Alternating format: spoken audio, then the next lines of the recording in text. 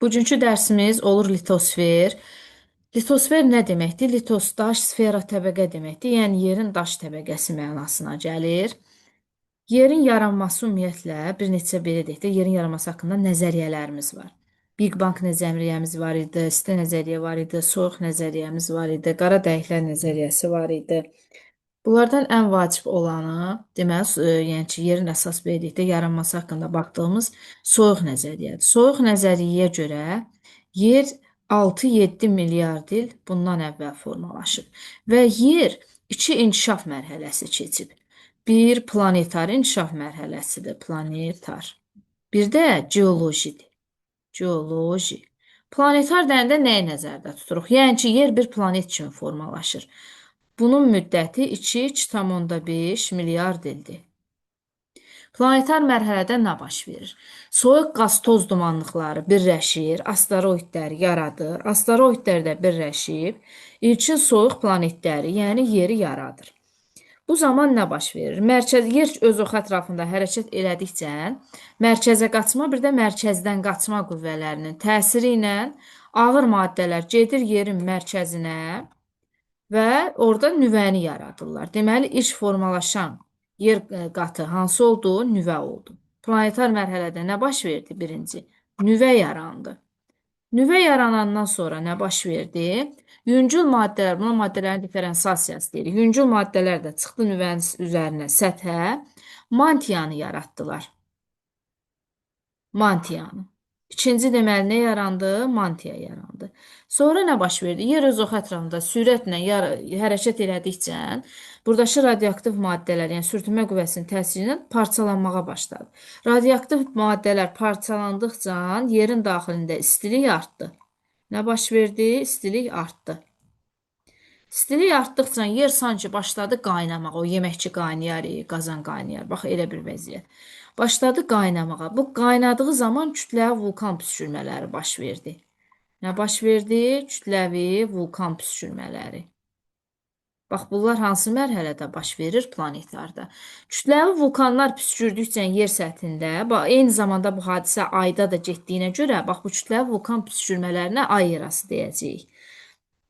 Burada kütləvi vulkan püskürmələri zamanı vulkanın tərkibindən, mantiyadan ayrılan su buxarı, qaz, toz havaya doğru, yəni o vaxt düzdür, hava yox idi, yuxarıya doğru, kosmosa doğru atılırdı. Və sonra təsəvvür edin, yer hər dəfə belə qaynadıqca, kütləvi vulkanlar püskürdükcə o yemək ki qaynayıb qatılaşar. Yer də sanki qaynadıqca yavaş-yavaş müəyyən qədər qatılaşmağa başladı və bu zaman İlk yer qabığı, bazaltdan ibarət yer qabığı yarandı. Nə yarandı? Bazaltdan ibarət yer qabığı. Ona görə bazalt qatı ən qədim qatdır. Bazalt qatı yaranandan sonra nə baş verdi? Yerin ətrafında başladı temperatur aşağı düşməyə. Temperatur aşağı düşdüyünə görə, yuxarı ki bayaq dediyi su buxarı atılırdı. Ondan sonra qaz toz atılırdı. Üzr hesab edin. Və bunlar deməli başladılar su buxarı orada kondensasiya eləməyə. Kondensasiya elədi və nəyə yaratdı? İlk atmosferi. Atmosfer yarandı. Atmosfer yaranandan sonra buludlarımız ki var artıq, bulut yaranıb, başlayır kütləvi leysan yağışlar. Nə başladı? Kütləvi, pisdə yazılır, üzr hesab edin. Kütləvi leysan yağışlar. Kütləvi leysan yağışlar başladı. Kütləvi leysan yağışlar başlayandan sonra bunun hamısı məcburdur hara tökülə, yerin səthinə tökülür. Və bu zaman yer səthində olan o çökəkliklərə həmin su yığılaraq ilk dünya okeanın pantalası formalaşdırdı. Pantalas. Pantalasın yaranması ilə planetar mərhələ sona çatdı. Deməli, planetar mərhələdə nə oldu? Yerin nüvəsi yarandı. Yerin mantiyası yarandı. Yerin daxilində istilik artdı, temperatur, təzyiq artdı. Kütləvi vulkan püskürmələri baş verdi. Buna eyni zamanda ay erası dedik. Sonra tədricən yerin nazik qabığı yarandı. Bazaltdan ibarət ilk yer qabığı. Bazaltdan ibarət ilk yer qabığı yaranandan sonra başladı yerin ətrafında temperatur aşağı düşdü. Aşağı düşəndən sonra da yuxarı atılmış qaz buxarı, su buxarı daha doğrusu qaz hissəcikləri kondensasiya elədi və yer səthinə kütləvi leysan yağışları yağmağa başladı. Kütləvi leysan yağışlarının yağması nəyi yaratdı? Pantalas okeanı, iç dünya okeanı olan Pantalas yaratdı. Bununla da Pantalas yarandı, planetar mərhələ sona çatdı. Hansı mərhələ başladı? Əsas mərhələmiz olan geoloji mərhələ başladı. Bax, bu gördüyümüz mərhələ. Geoloji mərhələ başladı. Yerin geoloji yaşı. Geoloji yaşda artıq yer neynədi? Üzərində müəyyən landşaftlar, dağlar, düzənliklər formalaşmağa başladı. Yerin geoloji yaşı iki formada olur. Bir nisbi yaşı var. Yəni ki, üsulla təyin edə bilirik. Bir də mütləq yaş var. Mütləq yaş. Nisbi yaş deyəndə nəyi nəzərdə tuturuq? Burada iki xüsusiyyəti nəzərə alırıq. Bir, suxurların yatım ardıcıllığı. İkincisi də suxurların tərkibində olan üzvü qalıqlar və ya bunlara fosil deyirik, fosillər. Nədir bunlar? Yəni ki, suxurun tərkibində olan bitki, heyvan qalıqları. Nisbi yaşı deməli necə təyin elədik? Suxurların yatım ardıcıllığına görə, bir də üzvü qalıqlara görə, suxurun tərkibindəki üzvü qalıqlara görə. Üzvü qalıqlar nəyi nəzərdə tutduq? Bitki, heyvan qalıqları. Bunlara fosillər də deyirik. Bəs mütləq yaşı necə təyin edirik? Mütləq yaşı radioaktiv maddələrin parçalanmasına əsasən təyin edirik. Uranın parçalanmasına əsasən. Bir də nisbi yaşda onu deyim ki, yatım ardıcıllığı deyəndə testdə qarşınıza belə suallar çıxacaq. Məsəl üçün, suxurları belə hissələrə ayırıb, ən altda olan suxur ən qədim suxurdur. Ən səthdə olan suxur isə ən üstdə olan bu ən cavan suxurdur. Altdakı necə suxur oldu? Qədim suxur oldu. Üstəki də cavan suxur oldu. Deyir, yaşının artmasına görə düz. Onda səthdən başlayıb dərininə doğru gedərik. Məsəl üçün 1, 2, 3, 4 nömrələsən, 1, 2, 3, 4 ilə də gedərik. Desə qədimdən cavana düz, onda 3, daha doğrusu 4, 3, 2, 1 bu şəkildə də davam edərik. Bu deməli oldu bizim yerimizin yaranması və nisbi, daha doğrusu geoloji yaşın nisbi və mütləq üsulundan təyini. Yəni dedik, yerin geoloji yaşı nisbi yaş və mütləq yaş formasında təyin olunur. İndi baxaq geoloji mərhələdə nələr baş verib. Geoloji mərhələ özü eonlardan ibarətdir. Burada yazaq bunu. Dəqiqə üzrü isə ağ vərəq tapım. Hə. Geoloji yaş, burada geoxronoloji cədvəl önəmlidir. Bunu hər birimiz nə etməliyik? Əzbər bilməliyik bu geoxronoloji cədvəli. Deməli, geoxronoloji cədvələ əsasən yerin geoloji yaşını eonlara bölürük. Nəyə böldük? Eonlara böldük. Ən böyük ölçü eon oldu. Ondan sonra eonlar eralara bölündü. Eralar dövrlərə bölündü. Dövrlər isə dağ əmələ gəlmələrdən ibarət oldu. Dağ əmələ gəlmə. 2 dənə eonumuz var bizim. Bu eonlar hansılardır? Ən qədim eonumuz kriptozoy eonudur. Kriptozoy eonuna gizli həyat deyəcəyik. Gizli həyat. Niyə məhz gizli həyat? Çünki o dövrdəki suxurların tərkibində heç bir üzvü qalıq aşkarlanmayıb. Bilməyiblər ki, o dövrdə həyat olub, yoxsa yox. Və kriptozoy eonu 2 dənə eradan ibarətdir. Ən qədimi arxeydir. Arxey. Bundan da qədimi, bundan sonrakı isə daha doğrusu cavan biraz nisbətən proterozoid. Bunların heç birinin dövrü yoxdur. Dövrlərlə minus qoyuruq. Heç birinin nə arxeyin, nə proterozoin dövrü yoxdur. Dağ əmələ gəlməyə gəlsək, arxeydə dağ əmələ gəlmə yoxdur. Proterozoida isə Baykal dağ əmələ gəlməsi başlayıb. Və bu zaman materiklərin özülləri formalaşıb. Kriptozoin daha doğrusu proterozoinda. İndi davam edək digər ionumuzla. Digər ionumuz isə fanerozoy ionudur. Biraz bu tərəfə çox getdi. Hə. Buradan yazaq. Fanerozoy ionudur. Fanerozoy ionuna isə aşkar həyat deyirik. Aşşar həyat. Niyə aşşar həyat deyirik? Çünki bu dövrdəki süxurların tərkibində bitki heyvan qalxılarına rast gəlinir. Ona görə bu adlanır aşşar həyat. Fanerozoy eonu 3 dənə eradan ibarətdir. Bunlardan deməli ən qədimi paleozoydur.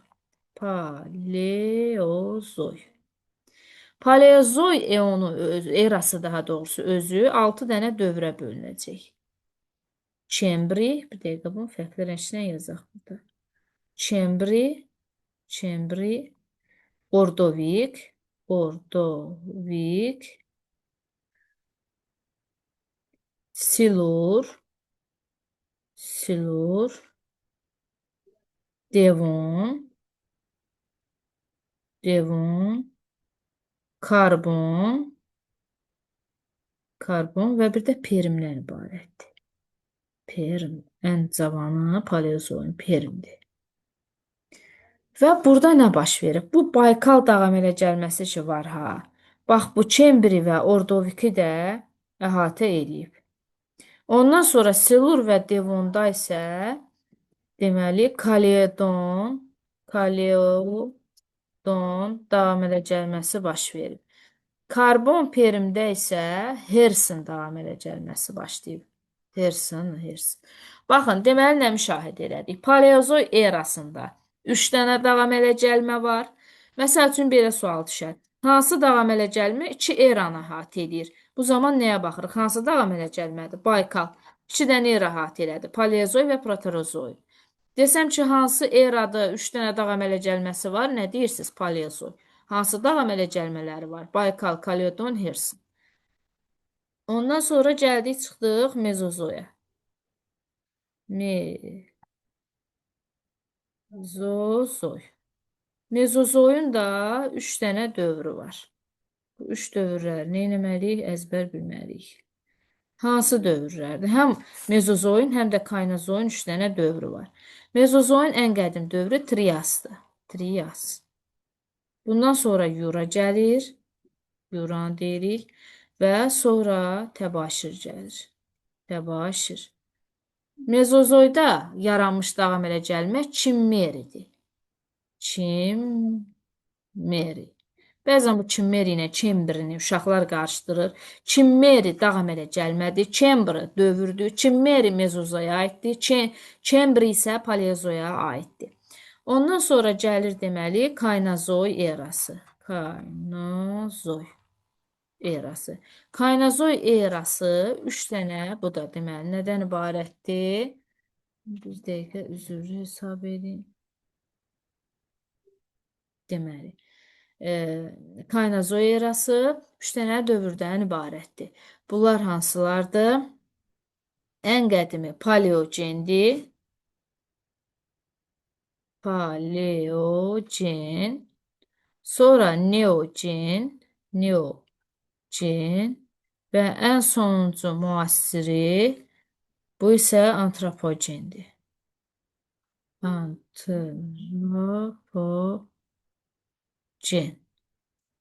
Burada əmələ gəlmiş dağ əmələ gəlmə isə ən müasir qırışıq dağ əmələ gəlmə olan alt dağ əmələ gəlməsidir. Müasir dağlar yaranıb, sıra dağlar, pik uclu dağ zirvələri, şiş uclu daha doğrusu dağ zirvələri. Deməli, və bunların hər birində müəyyən hadisələr baş verir. Arxeip proterozoyda bir hüceyrəlilər yaranıb. Kütləvi vulkan püskürmələri davam edib. Ona görə də bu dövrə aid olan süxurlar maqmatik və metamorfik tipli süxurlardır. Ondan sonra paleozoy erasında nə baş verib? Yadımızda saxlayaq. Paleozoyda ilk quru olub Pangeya supermateriki. Həmin Pangeya parçalanıb. Pangeya nə vaxt parçalandı? Paleozoyda parçalandı. Pangeya hansı hissələrə parçalanır? Lavrasiya və Qodvana qurlarına parçalanır. İndi bunu mən buradan bir dəqiqə aşağı eləyim. Aşağıda bir yerdə də onu yazım. Deməli, buradan yazaq.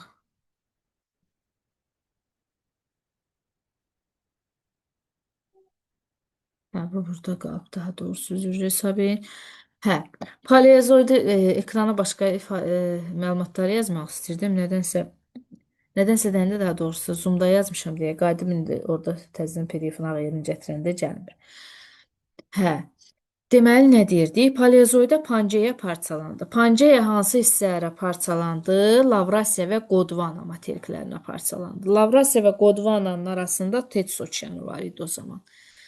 Və paleozoyda nə deyirik? Deyirik ki, çılpaq toxumlular yarandı. Ondan sonra suda quruda yaşayanlar yarandı. Mezozoyda isə nə baş verdi? Mezozoyda deyirik ki, müasir materiklər yarandı, müasir okeanlar yarandı, Lavrasiya və Qodvana parçalandı, örtülü toxumlular yarandı, çılpaq toxumlular hakim idi, dinozavrların nəsli kəsildi. Bu məlumatları deyirik. Kaynazoyda nə deyirik? Deyirik ki, Tets okeanı qapandı, yəni parçalandı. Onun yerində Qara, Aralıq, Egey, Azov, Xəzər kimi su hövzələri yarandı. İndi gəlin baxaq görək Pangeya hansı hissələrə parçalanıb. Bunu silirəm. Pangeyanın parçalandığı hissələr. Deməli, Pangeya bizim nəyimiz idi? İç qurumuz idi. Pangeya. Pangeya iki hissəyə parçalandı. Bir, Lavrasiya. Bir də Gondvaniya. Gondvaniya parçalandı. Lavrasiyadan şimal materikləri yarandı. Şimal. Qodvanadan isə cənub materikləri yarandı. Lavrasiyadan şimal materikləri deyəndə hansını nəzərdə tuturuq? Şimal və qərb yarımkürəsində yerləşən Şimali Amerika. Bir də Avrasiya materiki. Ən böyük materik olan Avrasiya. Qodvanadan bəs hansı ərazilər yarandı? Onları desəm, buradan deyəsiniz ki, cənub materikləri. Məsəl üçün Afrika, Avstraliya,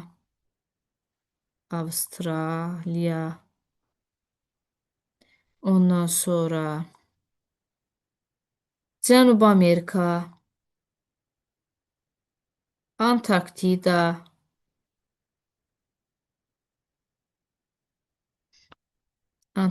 materiki. Bundan başqa iki dənə də yarımada var ki, Avrasiya materikinə birləşmiş olan. Bunlardan biri Ərəbistandır, biri də Hindistandır.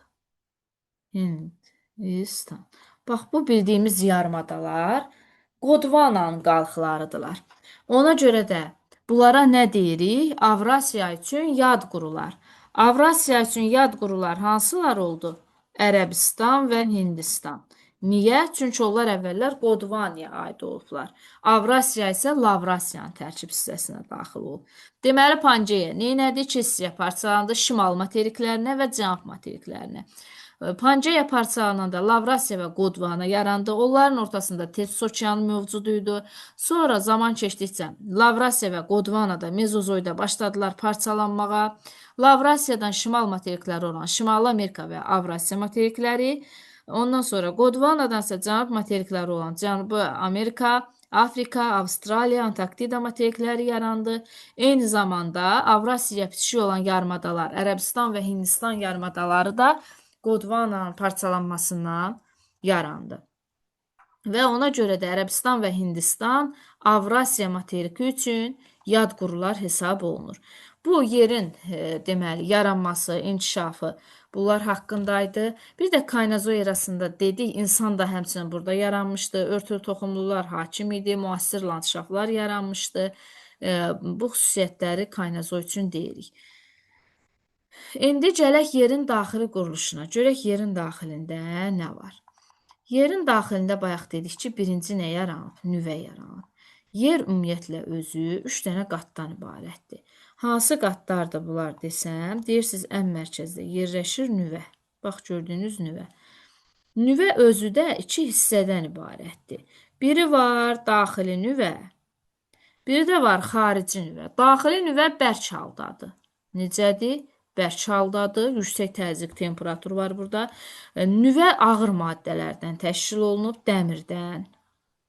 Dəmirdən, nikeldən, radioaktiv maddələrdən ibarətdir.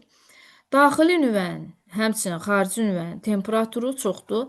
Buradakı temperatur günəşin səthindəki temperatura bərabərdir. Və bir də xarici nüvə haqqında onu deyək ki, xarici nüvə ərimiş haldadır. Ondan sonra yer qatını belə deyək də, yerin daxili quruluşunda ən çox qalınlığa malik olan qat, qalınlıq deməyək, daha doğrusu ən çox qalınlığa malik nüvədir. 3500 kilometrdir. Temperatur isə nüvədə 6000-5000 dərəcəyə qədər olur ki, bu da günəşin səthində temperatura bərabər olur. Mantia isə daha geniş bir ərazi tutduğuna görə daha çox mantia kütləsidir. Və mantia özü iki hissədən ibarətdir. Biri var alt mantia, bir də var üst mantia. Üst mantia özü də iki hissədən ibarətdir. Alt hissə, sıyıq hissə. Bax, buna yazıram sıyıq hissə. Sıyıq hissəyə nə deyirik? Astonosfer deyirik. Astonosfer. Və üst mantia bir də bərk hissədən ibarətdir. Mantiyada temperatur 1000-1500 dərəcəyə qədər olur. Mantiyanın qalınlığı 2900 kilometrə qədərdir. Təqribən. Və deməli nə deyirik burada? Mantiya dedik ki, iki hissədən ibarətdir. Üst və alt mantiyadan. Mantiya maddəsi deyirik ki, yüngül maddələrdən təşkil olunub. Maqnezium, silsium, oksigen, bu kimi həmçinin qazlar da var tərkibində. Və mantiya ərimiş, kipləşmiş haldadır. Yüksək təzyiqin təsirindən alt mantiya ərimir. Və mantiya yer səthində püskürən vulkanların magma ocağını yaradır. Gəldik mantiyadan sonra, bax bu nazik qatımıza yer qabığına. Yer qabığı özü iki hissəyə bölünür. Bir materik tipli yer qabığıdır, kontinentdə deyirik. Materik. Bir də okean tipli yer qabığıdır. Materik və okean tipli yer qabığının oxşar cəhəti odur ki, hər ikisində bazalt çökmə suxurları var. Bazalt. Bir də çökmə suxur var okeanda. Eyni zamanda materikdə də bazalt var. Buradan yazıram. Bazalt var. Deməli, bazaltın olması hər ikisinin oxşar cəhətidir. Ən çox yayılmış suxurlardan biri bazaltdır. Bazaltın üstündə materikdə qranit qatı var əlavə. Qranit qatı var. Qranit qatının üzərində isə çökmə qat yerləşir. Deməli, materik tipli yer qabığı hansı qatlardan ibarət oldu? Ən altda bazalt, biraz səthə doğru qranit, ən üstdə isə çökmə suxurlar yerləşdi. Okeanda isə deməli nə oldu? Bazalt, onun üstündə çökmə. Okeanda gördüyümüz kimi qranit qatı yoxdur. Ona görə də materik yer qabığı daha hündürdədir. Okean yer qabığı isə nisbətən alçaqdır. Və yer qabığının qalınlığı orta hesabla 70 kilometrə qədərdir. Lakin Himalay dağlarında, Everestdə 90 kilometrə qədər çatır. Bundan başqa həmçinin Pamir, Hindukuş, Tian Shan kimi dağlarda da yer qabığının qalınlığı çoxdur. Bir sözlə dağlarda, hündür ərazilərdə yer qabığının qalınlığı çox olur. Okeanlarda isə yer qabığı daha nazikdir. 5-10 kilometr, hətta 1-5 kilometrə qədər də ola bilir. Bu oldu deməli nə? Okean və materik yer qabığının xüsusiyyətləri oldu. İndi burada əlavə bir məqam var. Bir sıra burada sərhədlər var. Hansı sərhədlərdir? Qranit qatı ilə, bax burada dedik hansı qat yerləşir. Burada qranit qatı yerləşir. Ən altda da bura ilə gedəndə bazalt qatıdır. Qranitlə bazalt arasında bir sərhəd var. Buna deyirik Conrod sərhəd. Ondan sonra qranitlə bazaltın arasındakı sərhəddən başqa bazaltla üst mantiya arasında da sərhəd var. Buna isə Moxo sərhəd və ya Moxoroviç sərhəddi deyirik. Deməli, yer qabığı ilə üst mantiya arasında olan sərhəd nə adlandı? Moxo. Və ya bazalt qatı ilə üst mantiya arasındakı sərhəd nə oldu? Moxo. Qranit qatı ilə bazalt qatı arasında olan sərhəddə nə dedik? Conrod sərhəd dedik. Bir də bayaq demişdik ki, mantiya iki hissədən ibarətdir. Alt mantiya, üst mantiya. Üst mantiyanın sıyıq hissəsinə demişdik astonosfer. Bax, bu astonosferlə üst mantiya arasındakı sərhəddə deyəcəyik Benyov sərhəd. Benyov sərhəd. Alt mantiya ilə, bax, buradakı alt mantiya ilə astonosfer arasındakı sərhəddə deyəcəyik Gutenberg sərhəddir. Gutenberg sərhəddir. Deməli, sərhədlərimiz necə oldu? Təkrarlayaq. Qranit qatı ilə bazalt qatı arasında yerləşən sərhəd Konrod sərhəddir. Konrod sərhəd yalnız materik tipli yer qabığına aiddir. Ondan sonra yer qabığı ilə üst mantiya arasında və ya bazalt qatı ilə üst mantiya arasındakı sərhəd Moxo sərhəddir. Üst mantiya ilə astronosfer arasındakı sərhəd Benyov sərhəddir. Astronosfer ilə alt mantiya arasındakı sərhəd isə nə adlandı? Gutenberg sərhədi adlandı. Bəzən deyirik ki, məsəl üçün, adanın materik mənşəli olması nə sübut edir? Buradan nə görürük? Görürük ki, materikdə əlavə qranit qatı da var. Deməli, materik tipli yer qabığına malik olan ada özünü nə ilə göstərəcək? Qranit qatının olması. Yəni, həmin adalarda qranit qatının olması onun materik tipli olduğunu sübut edir. İndi isə gələk burada bir sıra məqamlar var. Yer qabığı ilə, bax, mantiyanı ki, dediyi 2 hissəyə bölürük, alt hissə, bir də üst hissə.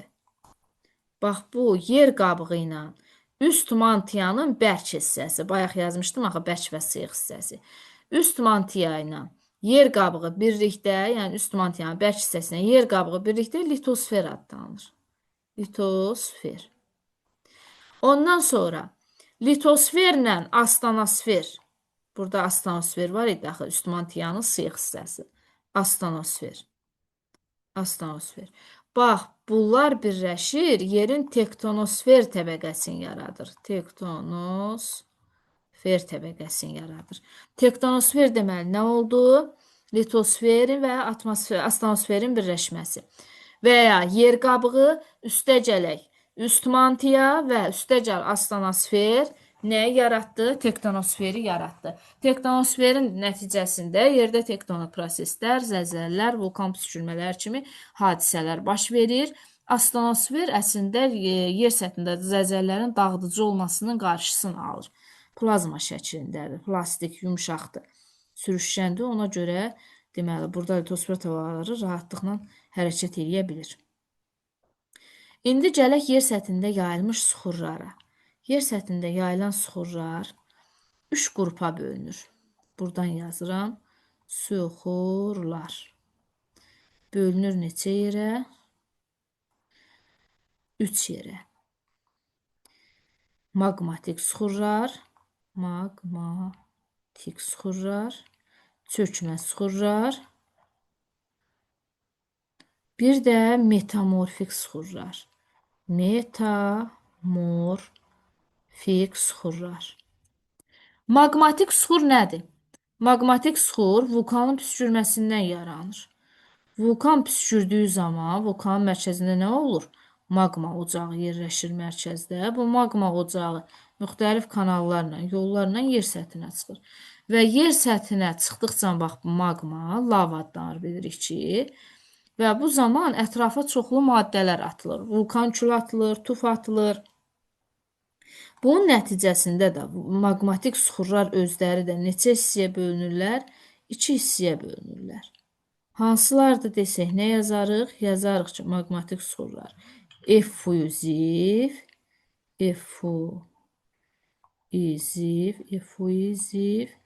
bir də intruziv olur. Bir də intruziv olurlar. Effuziv nədir? Vulkan püskürəndə ki, kənara atılan bu süxurlar oldu, ha? Bunlar oldu effuziv. Bunların xüsusiyyəti nədir? Yüngüldür, məsaməsizdir, hava keçirəndir. Daha doğrusu yüngüldür, məsaməlidir, hava keçirəndir, su keçirəndir. Bu xüsusiyyətləri deyirik. Burada bazalt istisna olmaq şərti ilə, çünki bazalt su keçirən deyil. Effuzivlərin xüsusiyyəti deməli nə oldu? Yüngüldülər, məsaməlidirlər, su keçirəndirlər, hava keçirəndirlər. Nələr aiddir effuziv süxurlara? Bazalt aiddir. Ondan sonra vulkan tufu, vulkan külü, pemza, dəvəgözü, obsidian da deyirik. Bunlar aiddir. Vulkanik kül, vulkanik şüşə, ondan sonra andezit, bunlar effuziv süxurlardır. İntruziv süxurlar bəs nədir?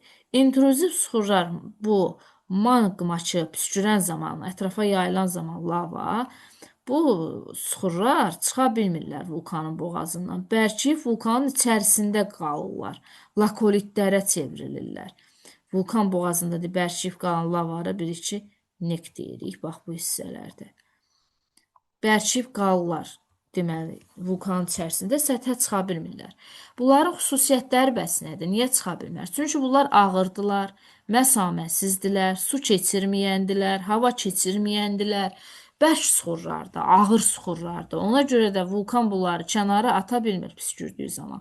İn nədir? Daxildədir. Elə bunlar da vulkanın daxilində bərkiyib qalmış suxurlardır. İntruziv suxurlardır. Qranitdir, qabrodur, sienitdir. Ondan sonra dioritdir. Bunları deyəcəyik. Bunlar oldu deməli nəyimiz? Bizim intruziv suxurlarımız. Maqmatik suxur bildik nədən yarandı? Vulkan püskürməsindən yarandı və iki cür oldu. Effuziv və intruziv. Effuziv suxurlar vulkan püskürən zaman ətrafa atılan suxurlardır. Yüngül, məsaməli, su keçirən, hava keçirən suxurlardır. İntruziv suxurlar isə vulkanın içərisində bərkiyib qalmış suxurlardır və deməli ağır olur, məsamətsiz olur, su və hava keçirməyən olur. Deməli gəldik növbəti təbiətdə yayılmış suxurlar çökmə suxurlardır. Çökmə suxurlar əsasən alçaq ərazilərdə, düzənlik ərazilərdə geniş yayılıb. Çökmə suxurlar iki cür olur. Üzvü tərkibli çökmə suxurlar, bir də mən bura nə yazdım? Üzvü tərkibli, üzvü. Bir də qeyri-üzvü olmaqla bölünür. Qeyri-üzvü. Üzvü suxurlara nələr daxildir? Neft, yanar, şist, torf, daş kömür. Bunlar üzvü suxurlardır. Gəldik qeyri-üzvü suxurlara. Qeyri-üzvü suxurlar iki hissəyə bölünür. Qırıntı, bir də kimyəvi. Kimyəvi. Qırıntıya nələr daxildir? Qum, cil, çınqıl, çay daşı, qum daşı, adından məlum olduğu kimi qırqırıntıdır bunlar. Bunlar adlanır qırıntı tərkibli suxurlar.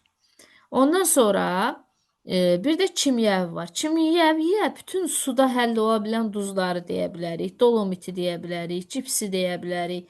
Bunlar nədirlər? Qeyri-üzvü suxurlardır. Kimyəvi tərkiblidirlər. Deməli, nələr oldu? Suda həll ola bilən bütün duzlar, kalium duzu, ondan sonra natri xlor, nə gəldi də kalsium karbonat, ondan sonra dolomit. Bunlar deməli kimyəvi tərkibli çökmə suxurları oldu. Bəs gəlsək metamorfikə. Metamorfizm ümumiyyətlə nə deməkdir? Çevrilmə deməkdir. Suxurun bir haldan başqa hala çevrilməsindən yaranır. Və metamorfik suxurlar həm çökmə suxurdan yarana bilər, çökmədən yarana bilər, həm də maqmatikdən yarana bilər. Maqmatik. Hansı çökmə suxurlardan metamorfik suxurlar yaranıb? Metamorfik suxurlar necə olur? Bu maqmatik çökmə suxurlar var. Bunlar illər sonra müəyyən ərazilərdə toplanaraq yerin daha dərin qatlarına çöküb gedirlər və orada mantiyanın təsiri ilə, temperatur və təzyiqin təsiri ilə bir haldan başqa hala keçirlər. Məsəl üçün çökmə suxurlardan əhəng daşını deyə bilərik. Əhəng daşı. Nəyə çevrilir əhəng daşı? Mərmərə. Oldu mərmər. Ondan sonra qum daşı. Qum daşı nəyə çevriləcək? Kvarsitə. Kvarsitə. Ondan sonra cil çevrilir cilli şistə. Cilli şistə. Cilli şistə nəyə çevrilir desəm, deyəsiz filitə. Filit. Cilli şist nəyə çevrildi? Filitə çevrildi. Maqmatik suxurlardan qranit nəyə çevriləcək? Qranit, baxın, qranit maqmatik suxurdur. Qranit çevriləcək qneysə. Ondan sonra, deməli, daş kömür çökmə suxurdur. Daş kömür. Əgərlər temperatur yüksəkdirsə, müsbətdirsə temperatur, çox müsbət deyəndə, yəni çox istidirsə, daş kömür birbaşa almaza çevrilir. Yox, əgərlər temperatur aşağıdırsa, orta şəkildədirsə, daş kömür bu zaman qrafitə, daha sonra isə almaza çevrilir. Almaza çevrilir. Bu da oldu bizim metamorfik suxurlarımız. Gəldik faydalı qazıntılara. Faydalı Faydalı qazıntılar. Faydalı qazıntılar 3 qrupa bölünəcək. Hansılardır? İndi gəlin bunlara nəzər salaq. Deməli var filiz mənşəli faydalı qazıntı, qeyri-filizlər, qeyri-filizlər, filizlər, bir də qeyri-filizlərdən sonra yanar faydalı qazıntılarımız var. Yanar faydalı. Filizlər nədir? Bir sözlə metallar. Bütün metallar filiz faydalı qazıntılara aiddir. Nələr deyə bilərik? İki cür olur metallar. Əlvan metallar və qara metallar. Qara metallardan xrom, manqan, ondan sonra deməli dəmir. Bunlar qara metallara aiddir. Əlvan metallardan qızıl, gümüş, mis. Bunlar hamısı alüminium. Bunlar əlvan metallara aiddirlər. Gəldik qeyri-filizlərə. Bunların işarələrini də öyrənmək lazımdır. Şərt işarələri vacibdir də. Qeyri-filizlər özləri 3 qrupa bölünürlər. Tikinti materialları var, kimyəvi materiallar və qiymətli daşlar olmaqla bölünür. Qiymətli daşlardan nəyə deyə bilərik? Safir, yaqut, kəhraba, Baltik dəniz sahillərində məsəl üçün çıxarılır. Zümrüd. Bunlar nədir? Qiymətli daşlardır. Almaz. Ondan sonra bir də dediyim nəyimiz var? Tikinti materialları. Hənc daşı, cips, mərmər. Bunlar nədir? Tikinti materialları sayılırlar. Ondan sonra bir də kimyəvi mənşəli. Fosforit var, apatit var. Ondan sonra deməli həmçinin müxtəlif duzları deyə bilərik burada. Yanar faydalı qazıntılar adından məlum olduğu kimi yana bilən daş kömür, ondan sonra neft, qaz, torf, yanar şist. Bunlar hər biri yanar faydalı qazıntılardır. Bunlardan bir neçəsinin işarəsi ilə tanış olaq. Bunlardan ən sadəsi belə gördüyünüz arıq üçbucaqdır. Əgər içərisi belə boşdursa, olur qaz. Yox, bu üçbucağın içərisi əgər doludursa, olacaq nə? Neft. Harda çıxarılır dünyada neft desəm, deyirsiniz İran körfəzi, Xəzər dənizi, Şimal dənizi, Qvineya körfəzi, Meksika körfəzi, Karib dənizi, Orinoco valığında, Mississippi valığında həmçinin deməli neyinir? Neft və qaz çıxarılır. İndoneziyanın ərazisində də həmçinin neft qaz var. Bundan başqa deməli müxtəlif yenə işarələr var. Belə bir işarəmiz var. Kvadrat və tünd qara rəngdə rənglənmiş şəkildə daş kömürü göstərir. Yenə elə bir kvadrat işarəmiz var və belə üzərindən ştrixlər var. Bu isə qonur kömürü göstərir. Ondan sonra bu şəkildə Azərbaycan ərazisinin keçəndə görəcəyik. Deməli qaralanmış şəkildə. Çökmə duz var, Abşeron rayonu ərazisində çıxarılır. Ondan sonra bunun rənglənməmiş forması daş duz var, Naxçıvanın ərazisində çıxarılır. Ondan sonra bax məsəl üçün belə 3 dənə xətt olur bu şəkildə. Buralar rənglənir. Bu isə polimetaldır. Ondan sonra belə bir işarə var. Buralar rənglənmiş şəkildə manqandır. Ondan sonra belə bir işarə var. Vacib işarələrdən biridir. Və bu hissəsi belə rənglənir. Qum saatına oxşuyur bir sözlə. Bu isə xromitdir. Xromiti göstərir. Ondan sonra belə şərt işarəmiz var. Burada çəkən üzr hesab edin, biraz yaxşı alınmır. Şoradır. Çili dünyada şora istehsalına görə fərqlənir, çili şorası. Çoxdur işarələrimiz həddən artıq. Bunların hamısını mütləq şəkildə öyrənirsiniz. Sonra da güvənlə həmin bu mövzunun, deməli, yerin daxili quruluşu, planetar və geoloji quruluşu, ondan sonra faydalı qazıntılar, süxurlar, bunların testini işləyirik. Oldu uşaqlar, sağ olun.